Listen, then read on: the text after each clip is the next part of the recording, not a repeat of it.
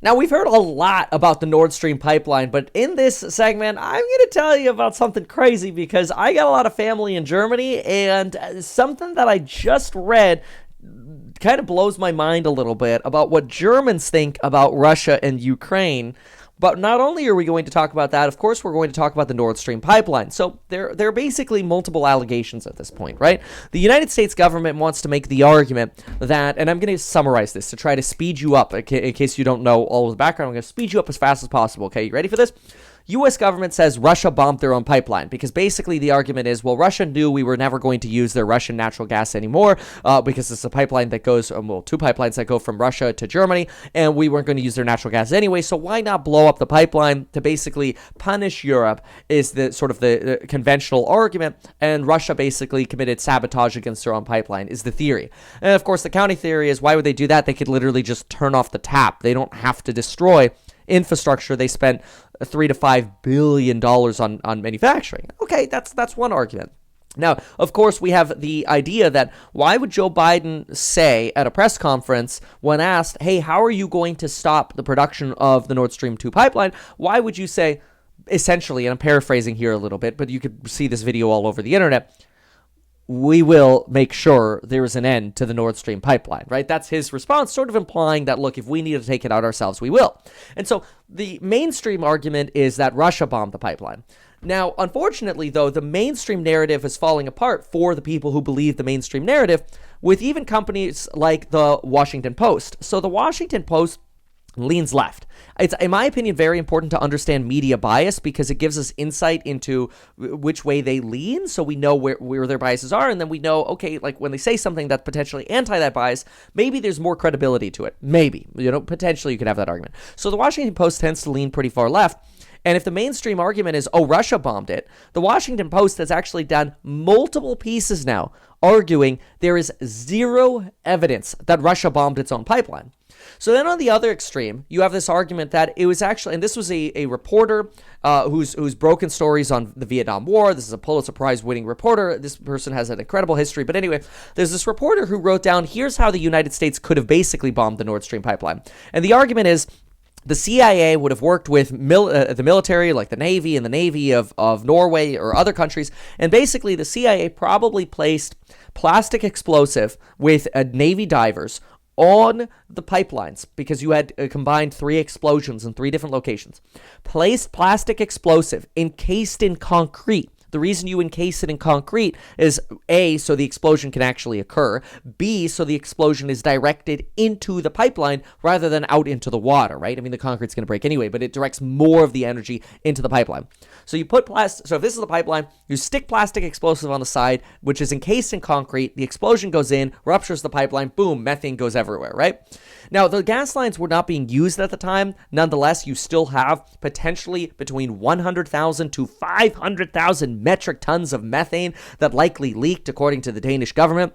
That's probably about 5 times more than the largest methane leak we've ever seen in 2016, the Aliso Canyon pipeline leak or facility leak in California.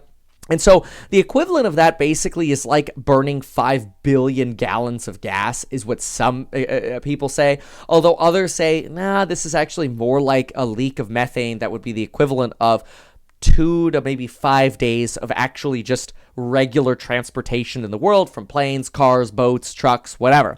So like, yes, it was a big methane leak. Was it really that big of a deal? Yes, for one moment it was very historic. But in the grand scheme of things, does it really change much for climate change? Probably not. So some people kind of water that down. Although, yes, it was a very, very large explosion or release of methane condensed into one point. Again, the impacts of that, uncertain. But anyway, going back to the CIA allegation, because you've got the mainstream argument, then you got the CIA allegation. The CIA allegation is that these bombs were attached to the pipeline. Not only are the bombs attached to the pipeline, but they're not on timers. They're actually activated by potentially dropping a buoy, like a water floating object on the surface of the water, so a plane can fly by whenever you want it to happen. Plane flies by, drops a buoy. The buoy then releases sonar signals, but not just any kind of sonar signal, because whales send sonar signals, whatever. So instead, it would sing basically a sonar tune as kind of like an eerie violin on the Titanic. And as soon as that sequence of sonar ends, it triggers the C4 to explode, blowing up the 3 pipelines without making it actually seem like there were any divers or boats in the area. Well, now, so that's another thesis. So you have one thesis, which is Russia did it. The other thesis is, no, the United States did it. Now, the new sort of revised mainstream argument is that, oh, well, it's actually a pro-Ukrainian group that ended up blowing up this pipeline. This pro-Ukrainian group somehow basically dove into the depths, which are only about 80 yards deep at the site of the explosion, using potentially submersible drones or divers or surface ships or whatever, were the people who bombed this. Now, pro-Ukrainian groups, which Zelensky says he has no idea about, could really be anyone, right? It could literally be a splinter cell of the CIA. Not to bring back memories of the game Splinter Cell, best game ever, okay? Splinter Cell Pandora tomorrow in Chaos Theory, do not hold a candle to anything else. In other words, nothing else holds a candle to that. Anyway, you know what I mean.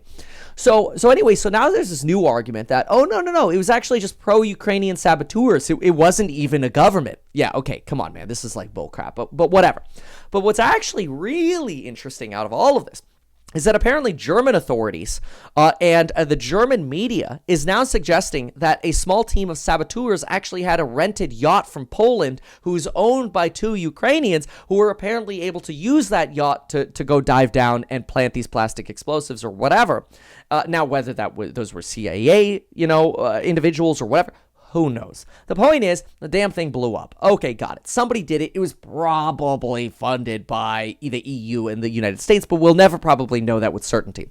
But the point here is that Germans are actually finding that the danger of potentially seeing that a pro-Ukrainian group blew this pipeline up could potentially weaken NATO support for Ukraine, which is already starting to weaken in Germany, because in a weird way, you're seeing a lot of Germans who are actually somewhat sympathetic, and this sounds crazy, sympathetic to Russia.